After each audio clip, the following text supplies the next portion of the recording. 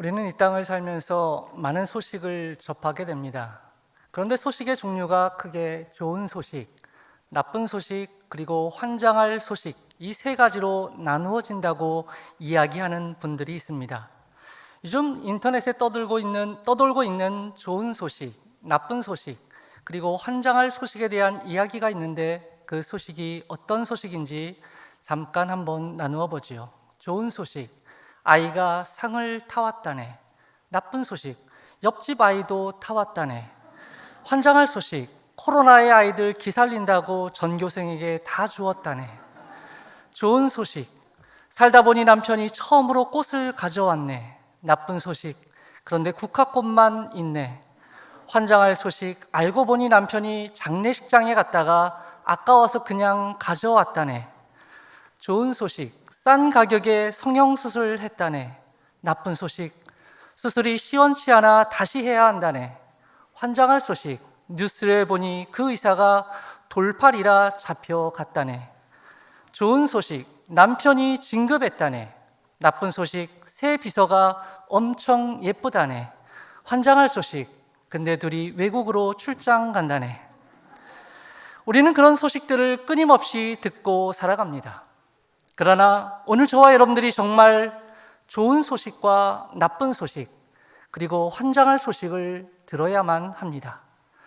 먼저 나쁜 소식부터 말씀드리면, 저와 여러분들을 포함한 우리 모든 인간은 죄값으로 육체의 죽음뿐만 아니라 심판을 거친 다음에 영원한 형벌로 갈 수밖에 없는 것이 인생이라고 하는 소식입니다. 외면하고 싶어도 외면할 수 없는 사실입니다. 그런데 환장할 소식은 무엇이냐? 우리가 이 사망과 죽음의 길로 서서히 걸어가는 것을 알면서도 이 운명을 바꿀 만한 능력이 우리에게 없다고 하는 것, 바꿀 방법이 없다고 하는 것, 이것이야말로 우리가 정말 환장할 소식이라고 하는 것입니다. 그런데 여기 좋은 소식이 있습니다.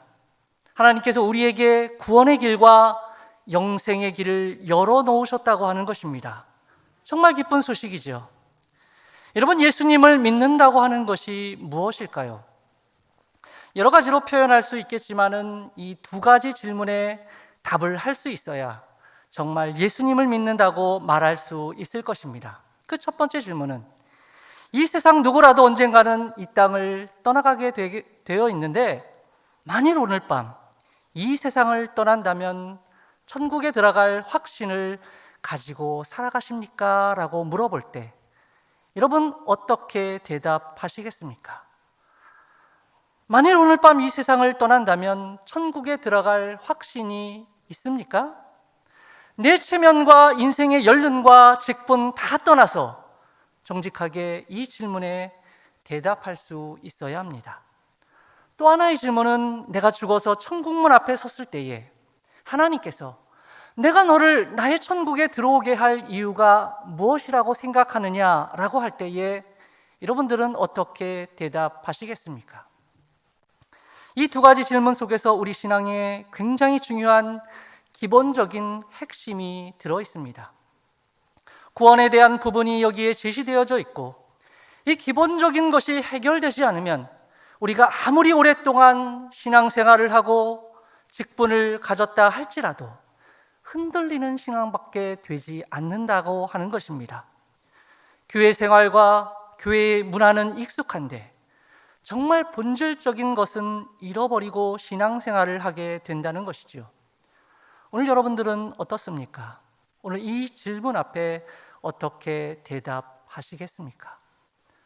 우리가 이 질문에 분명하게 대답하기 위해서는 인간은 무엇인가? 하나님은 누구신가?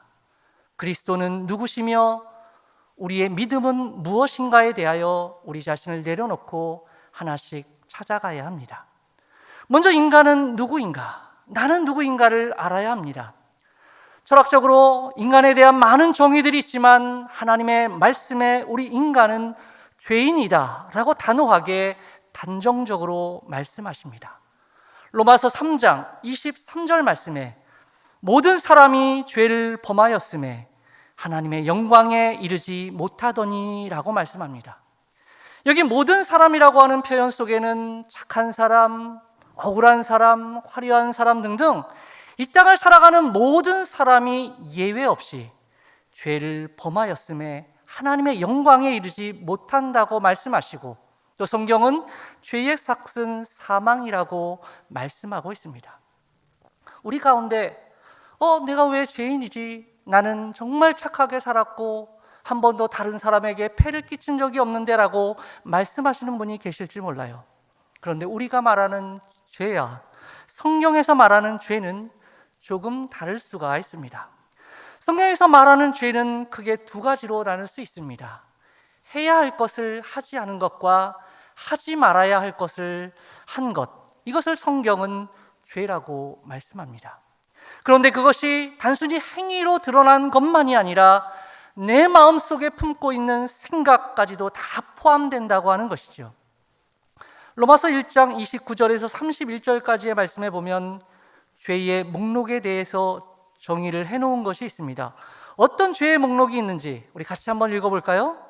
곧 모든 불의, 추악, 탐욕, 악의가 가득한 자요, 시기, 살인, 분쟁, 사기, 악독이 가득한 자요, 수근수근하는 자요, 비방하는 자요, 하나님께서 미워하시는 자요, 능욕하는 자요, 교만한 자요, 자랑하는 자요, 악을 도모하는 자요, 우매한 자요, 배약하는 자요, 무정한 자요, 무자비한 자라. 여러분, 이 기준을 우리에게 적용한다고 하면 우리 가운데 자유로울 사람이 누가 있을까요?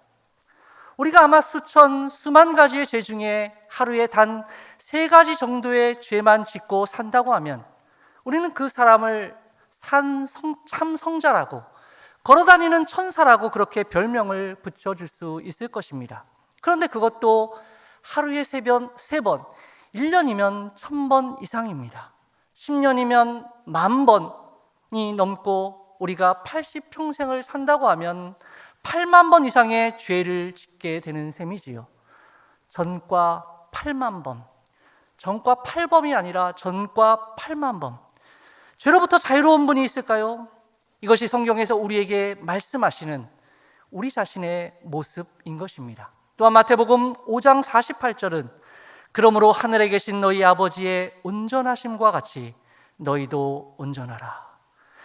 죄의 기준이 되시는 하나님께서 우리에게 제시하시는 것은 하늘에 계신 하나님께서 온전하심과 같이 우리도 온전한 것, 이 기준을 가지고 우리를 바라보신다라는 것입니다.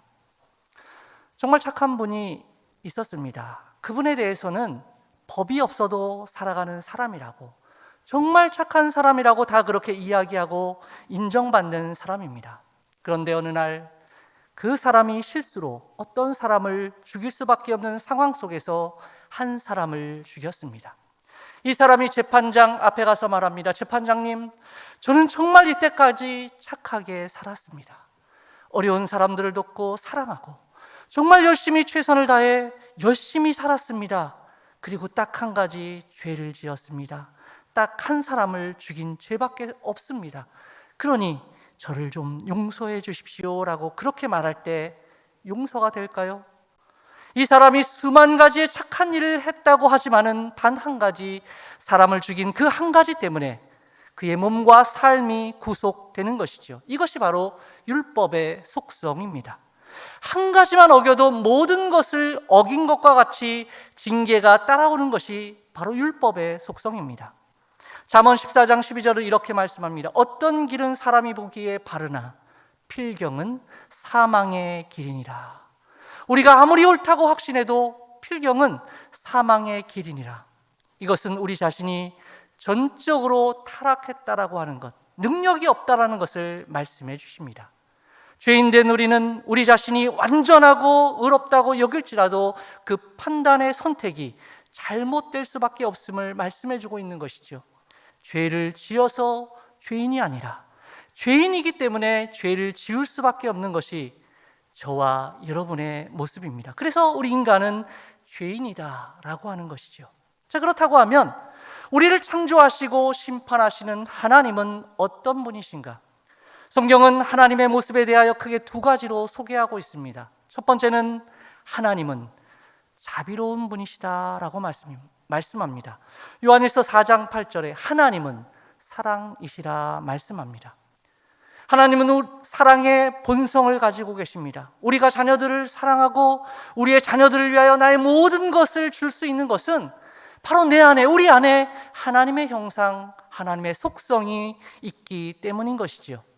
하나님은 우리를 볼 때 사랑하시고 긍휼히 여기시고 그리고 우리를 어떻게 도와줄까, 이런 관심을 가지고 우리를 보시는 하나님이시다라고 말씀합니다. 또한 하나님은 의로우신 분이다라고 말씀합니다. 하나님은 의로우신 분이기 때문에 죄와 불의를 결코 용납하실 수가 없습니다. 출애굽기 34장 6절에서 7절의 말씀은 여호와께서 그의 앞으로 지나시며 반포하시되 여호와라 여호와라 자비롭고 은혜롭고 노하기를 더디하고 인자와 진실이 많은 하나님이라 인자를 천대까지 베풀며 악과 과실과 죄를 용서하리라. 그러나 벌을 면제하지는 아니하고 아버지의 악행을 자손 4대까지 보응하리라. 우리가 지은 벌에 대하여 벌을 면제하지 아니하시고 보응하신다 말씀합니다. 하나님은 의로우신 분이기 때문에 죄에 대해서 용서는 하지만 벌은 면제하지 않는다라고 말씀합니다. 그 벌이 바로 영원한 형벌인 것이죠. 자비와 사랑이 풍성한 재판관이 있다고 하십시다. 이분은 사람들을 참 사랑합니다. 어려운 사람들도 많이 돕고 눈물도 참 많은 분입니다. 그런데 어떤 사람이 은행을 털다가 현장에서 붙잡혔습니다. 그의 사정은 정말 딱했습니다. 그리고 자신이 훔친 모든 돈도 은행에 돌려주었습니다. 그런데 이 판사가 이 사람의 상황이 너무 딱하고 안타깝다고 이 강도를 풀어준다면 이 판사를 공의롭다라고 이야기하지는 못하겠지요.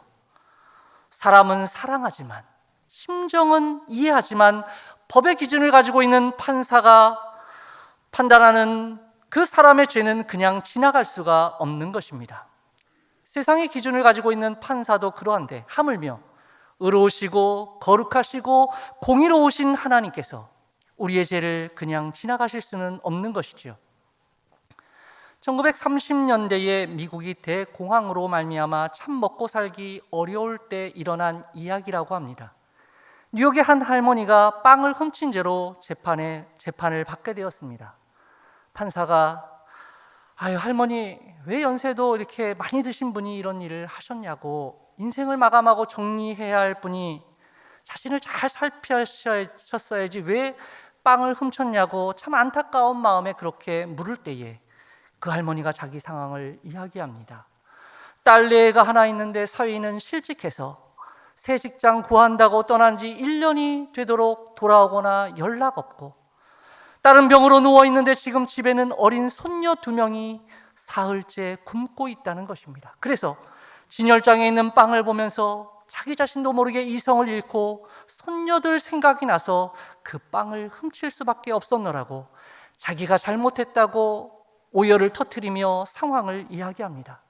모든 사람이 그 할머니를 보면서 저 할머니 벌할 수 없다고, 저 할머니 용서해줘야 한다고 얘기할 정도로 너무나 딱한 상황입니다. 이제 판사가 판결을 내립니다.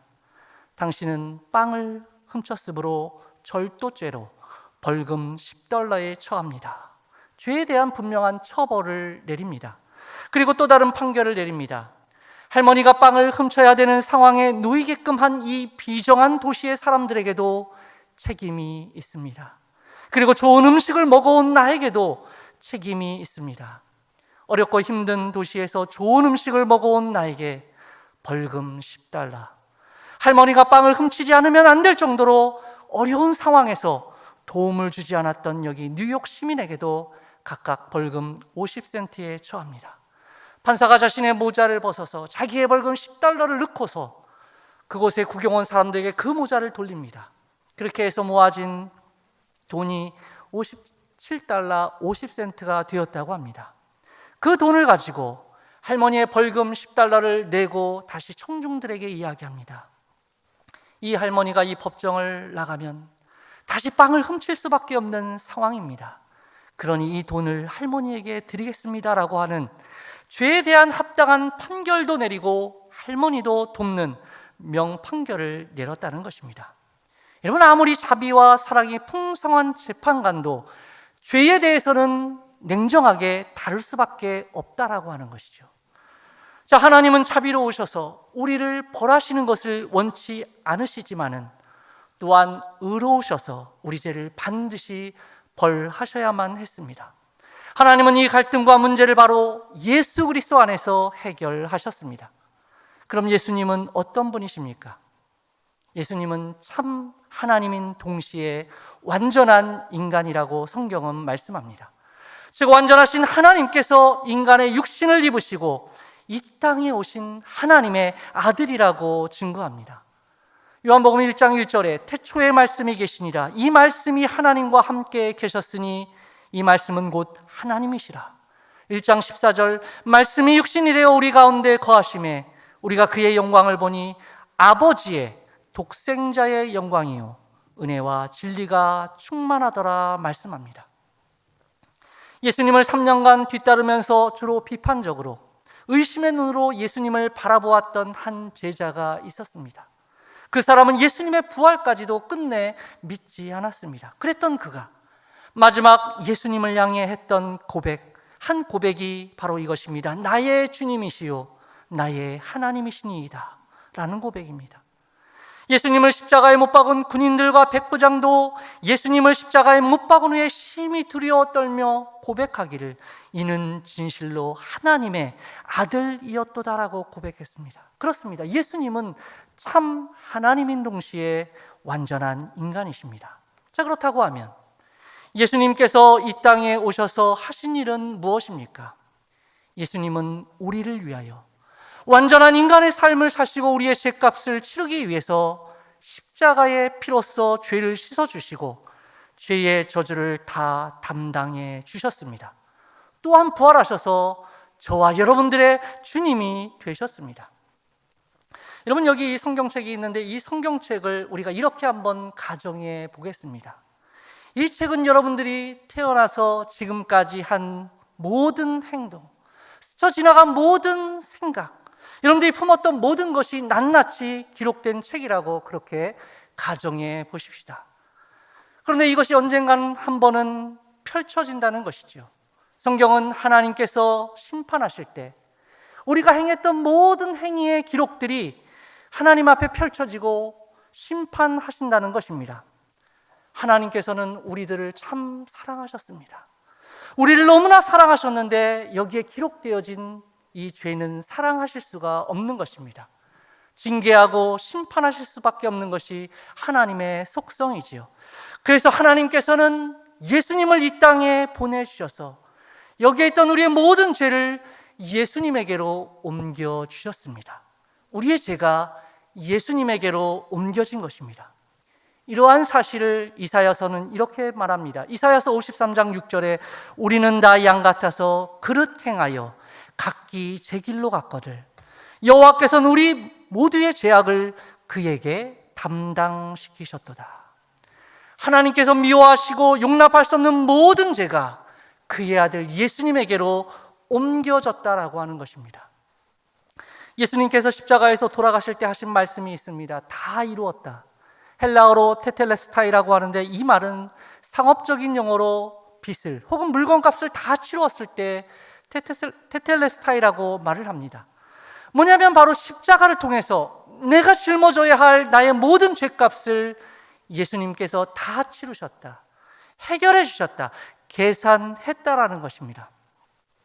여러분, 여기 십자가를 볼 때마다 저 십자가는 내가 달려야 할 그 십자가인데 예수님께서 내가 지은 죄의 저주와 악한 것을 모두 짊어지시고 그 피로써 모든 죄를 속하셨다고 하는 사실을 우리는 주의 전에 나와 이 십자가를 바라볼 때마다 깨달을 수 있어야 하는 것입니다. 이 사실을 믿을 때 죄로부터 깨끗해진 우리는 더 이상 죄의 저주가 우리의 것이 될 수 없는 것입니다.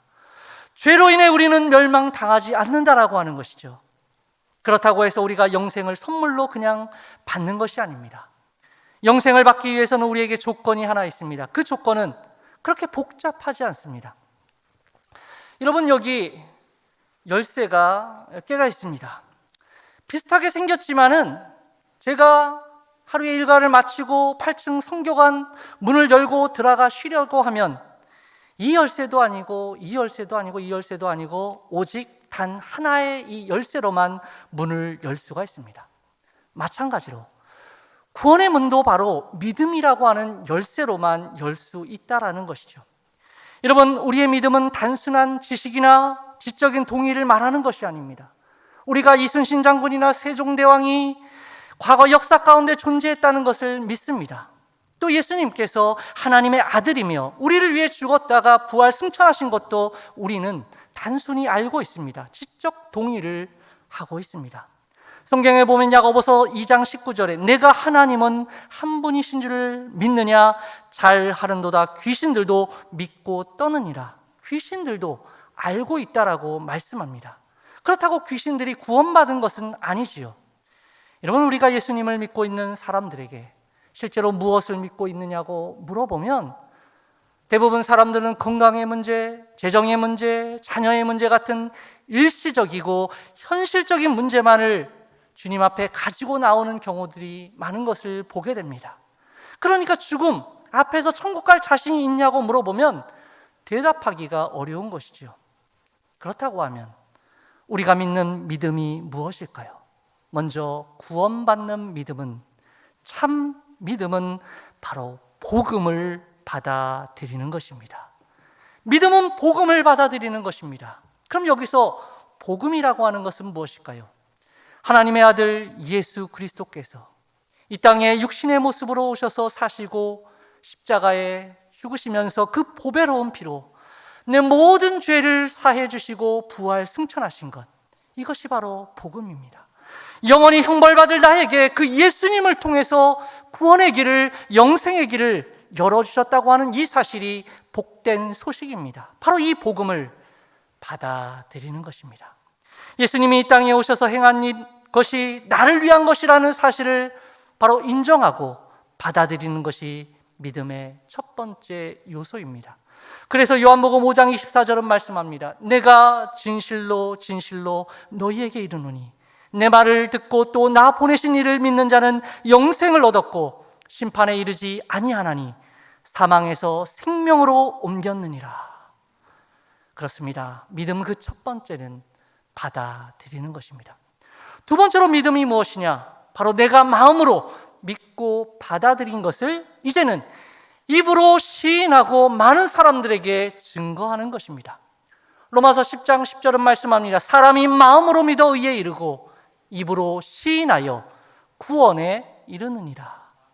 나는 예수 믿는 사람이야. 하나님이 나를 구원해 주셨어. 예수 그리스도의 피로 나는 구원함을 받았어라고 이것을 마음으로 믿는 것입니다. 그리고 시인하는 것입니다.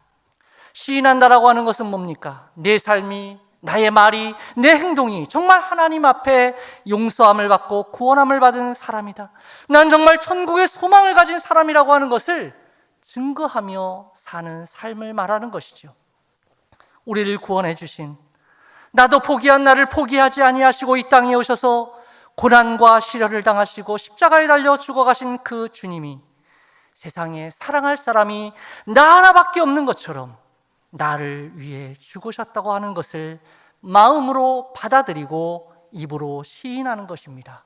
고백하는 것입니다. 친구 사이였던 현덕이와 성훈이가 있었습니다. 현덕이는 명석하지만 집은 좀 가난했습니다. 그런데 이 친구가 약간 사기기가 있는 친구입니다. 반면에 성훈이는 좀 모자랍니다. 그런데 유산을 많이 받은 친구입니다. 부모님이 일찍 돌아가셔서 유산을 많이 물려받았습니다. 그 많은 돈을 어떻게 써야 할지 알지 못합니다. 성훈이가 이 돈을 어떻게 쓰지? 이 많은 돈을 그러고 있을 때 현덕이가 성훈이에게 접근합니다. 야, 성훈아, 너하고 나하고 오랜 친구 아니냐? 너 이 돈 어떻게 할지 모르지? 너 이 돈을 내가 관리해 줄 테니까 법적으로 내 앞으로 이관해 주면 너가 돈 얼마든지 원할 때 내가 돈 줄게. 너 돈 가지고 있으면 뭐하냐? 너가 쓰고 싶을 때 마음대로 쓰고 돈은 잘 보관하는 게 중요한 것 아니겠니? 하여튼 좋은 말 다 갖다 붙여서 성훈이를 꼬셔서 성훈이의 모든 재산이 현덕이에게로 넘어오게 되었습니다. 성훈이가 돈을 얼마 좀 달라고 그러면 얼마든지 꺼내줍니다. 얼마가 필요하다고 하면 그러면 또 줍니다. 그런데 어느 날부터인가 현덕이가 성훈이에게 이 돈을 안 줍니다. 그리고 오히려 이렇게 말합니다. 내가 너한테 줄 이유가 뭔데? 지금까지 내가 너한테 준 것만으로도 충분히 다 줬어. 못 주겠다고 버티니까. 성훈이가 처음 약속하고 다르니까 속이 답답하고 안타까운 겁니다. 그래서 재판을 걸었습니다. 재판장에서 배심원들하고 이야기를 합니다. 어떻게 된 일이냐고 자초지장을 이야기해 보라고. 현덕이는 머리가 좋다고 했죠. 머리도 명석하고 말도 잘하고 하니까 사람들을 막 감동시킵니다. 하여튼 이상한 말 막 만들어가지고 재판장이 감동을 받고 배심원들이 감동을 받고 사람들이 다 감동을 받아서 저 사람 정말 대단한 사람이다. 좋은 일 참 많이 했네. 인정하게 됩니다. 그 다음에 성훈이에게 이야기합니다. 당신은 왜 이렇게 고소하게 되었습니까? 물어보니까 성훈이는 너무 억울하니까 말도 제대로 하지 못하고 그냥 버벅거리면서 울기만 하는 겁니다. 그러니까 사람들이 혀를 차면서 그럴 수밖에 없겠구먼. 저 사람에게 그 많은 돈이 갔다고 하면 공공의 이익에도 문제가 됐겠네 하며 거의 판결이 끝난 겁니다. 마지막 최종 판결을 내리기 전에 재판장이 묻는 질문이 있습니다. 너의 보혜사가 어디 있느냐? 너를 변호해 줄 사람이 어디 있느냐라고 묻는 것이죠. 그런데 저 뒤에 있던 승철이가 나를 보혜사로 인정하라고 뒤에서 계속 성훈아 나를 보혜사로 인정해라고 요청을 합니다. 성훈이가 울면서 저 승철이가 내 보혜사라고. 왜냐하면 이 법적으로 효력이 발생하려고 하면 재판장과 사람들 앞에서 나의 보혜사는 누구라고 고백을 하고 시인을 해야 그 사람이 법적인 효력이 나타나게 되는 것입니다. 그래서 지명을 하는 것입니다. 승철이가 나의 보혜사입니다라고 시인을 합니다. 그리고는 승철이가 올라와서 처음부터 자초지정을 있는 사실을 있는 그대로 다 이야기합니다. 그 이야기를 듣고 있던 재판장과 모든 사람들이 주먹을 불끈불끈 쥐기 시작합니다. 저 현덕이 저놈 저 사기꾼 저 그리고는 사실이 바로 잡혀지고 진실이 드러났다는 것입니다. 여러분 바로 이것입니다. 내가 하나님과 사람들과 그리고 내 삶을 두고 예수 그리스도께서 내 죄를 사해 주신 분입니다. 그분이 나의 구세주입니다. 나의 주님입니다 라고 입으로 고백하고 시인할 때 거기에 법적인 능력과 효력이 나타나는 것이죠. 내가 고백을 하나님 앞에서 선포하고 사람들 앞에서 선포할 때 거기에 구원의 능력과 은혜가 나타나고 증거가 되는 것입니다. 어둠의 영들이 건들지 못하게 되는 것입니다. 그리고 시인하고 선포하는 것이 그러므로 시인하고 선포하는 것이 참으로 중요하다라고 하는 것이죠. 세 번째로 구원받는 믿음은 뭘까요? 그것은 온전히 예수님만을 의지하는 것입니다. 바로 내 모든 것을 예수님께 맡기는 것입니다. 여러분 제 뒤에는 의자가 있습니다. 여기 뒤에 의자가 있다는 것을 믿습니다. 그리고 제가 저 의자에 앉으면 서 있는 것보다 훨씬 편하다는 것도 믿습니다. 제가 불편한 이유가 한 가지 있다면 저 의자에 앉지 않았다는 것 외에는 없습니다. 앉으면 편할 것이라는 사실도 저는 믿습니다. 만약에 저 의자를 우리가 예수님이라고 한번 가정해 본다면 내가 가진 문제와 고통과 어려움을 가지고 나올 때 그 모든 문제들을 저 의자 위에 얹어 놓을 수는 있지만 내가 저 자신을 의자에 앉을 생각은 하지 않는 것입니다. 그러니까 문제를 의자 위에 올려놓아서 좀 몸이 가벼워진 것 같긴 한데 나에게 근본적으로 해결되지 않는 문제가 여전히 있다라고 하는 것이죠. 내 삶에 있어서 제가 시달리고 어려움을 당하고 있는 모든 것을 끝내려고 하면 내가 가지고 있는 이 짐만 맡길 것이 아니라 이 모든 짐을 안고 내 자신이 그대로 의자에 앉게 되면 저는 편하게 되는 것입니다. 저 의자에 앉아서 편히 쉬게 되는 것이죠. 이와 마찬가지로 우리가 예수님을 믿는다고 하는 것은 단순히 내 문제만 주님 앞에 가지고 나와서 주님께만 맡기는 것이 아니라 내 존재 자체를 주님 앞에 온전히 맡겨드리는 것입니다. 나의 죄도 용서해 주신 하나님, 내 인생도 책임져 주신 하나님, 내 인생도 붙들어 주시고 내 삶도 인도해 주신 그 하나님 앞에 온전히 맡길 때에 그 믿음이 구원에 이르는, 영생에 이르는 믿음이라고 하는 것이죠. 온 우주 만물을 창조하신 하나님께서 지금 이 시간, 사랑하는 아들아, 사랑하는 딸아, 내가 이 영생의 선물을 너에게 주려고 하는데 이 선물을 받겠느냐라고 물으신다면 여러분 어떻게 하시겠습니까? 구원은 우리의 힘으로 할 수 없습니다. 성경은 단호하게 말씀합니다. 에베소서 2장 8절과 9절에 너희는 그 은혜에 의하여 믿음으로 말미암아 구원을 받았으니 이것은 너희에게서 난 것이 아니요 하나님의 선물이라. 행위에서 난 것이 아니니 이는 누구든지 자랑하지 못하게 함이라. 여러분, 내가 할 일은 예수 그리스도를 나의 구주와 주님으로 받아들이고 내 입으로 시인하며 고백하기만 하면 되는 것입니다. 믿습니까? 다시 한번 여러분에게 질문하겠습니다. 만일 오늘 밤 이 세상을 떠나신다면 천국에 들어갈 것을 확신하십니까? 이 질문에 확신이 아직 서지 않는다고 하면 이름을 거론해서 죄송합니다. 권영애 권사님, 또 이수경 권사님, 장진아 피택 권사님 꼭 한번 만나보시기 바랍니다. 여러분, 내 구원의 문제인데 뭘 망설이세요? 아니면 교구 목사님들과 만나서 상의도 해보시고 내년도에 전도 폭발 훈련 꼭 받으시고 아니면 새신자 교육 다시 한번 받으실 것을 저는 권해드립니다. 여러분, 아무리 신앙생활을 오래 하고 직분을 맡았다고 해도 나에게 구원의 확신이 없다고 하면 우리는 흔들리게 되어 있습니다. 늘 두려움과 불안 가운데 살아갈 수밖에 없는 것이죠. 주님께서 내 죄를 용서해 주셨고 내 죄를 사해 주셨다. 저 십자가의 사건이 남의 사건이 아니라 나와 관련된 내 운명과 관련된 사건이다. 그 주님께서 저 십자가에서 내 죄를 다 짊어지시고 그 핏값으로 사함을 내가 얻었고 그 주님은 이제 나의 구주와 주님이 되시고 부활하셔서 내 인생의 주인이 되셔서 나의 삶을 인도하고 계신다고 하는 그 고백, 단순한 그 고백과 받아들임으로 오늘 주님께서는 선물로 영생함을 주신다라고 하는 것입니다.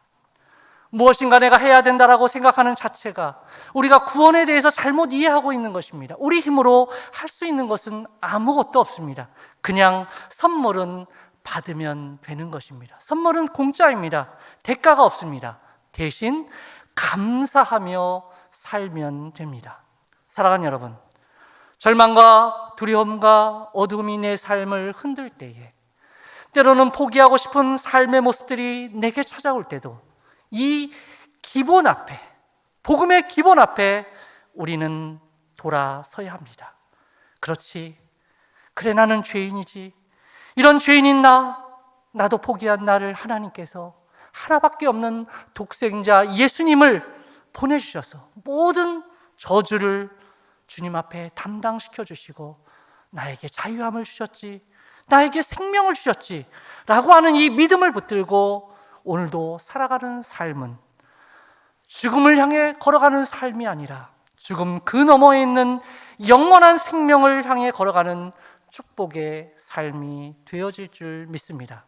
사랑하는 여러분, 오늘 이 밤 하나님 앞에 이 믿음의 고백을 드림으로 여러분 안에 참된 구원함을 받는 기쁨과 천국의 소망을 가진 백성으로서의 걸음이 저와 여러분의 삶 가운데 계속해서 이어져 가기를 주님의 이름으로 축원합니다. 기도하겠습니다. 죄와 허물로 죽을 수밖에 없는 이 죄인에게 독생자를 보내주셔서 자유와 해방을 주시고 영생을 선물로 주셔서 천국 백성 되게 하신 하나님의 크신 사랑을 찬양하며 모든 감사를 올려드립니다. 참된 구원함을 받은 하나님의 아들, 하나님의 딸로 기쁨과 천국의 소망을 가지고 주님 증거하는 청지기의 삶을 살게 하여 주시옵소서. 예수님의 이름으로 기도드리옵나이다. 아멘.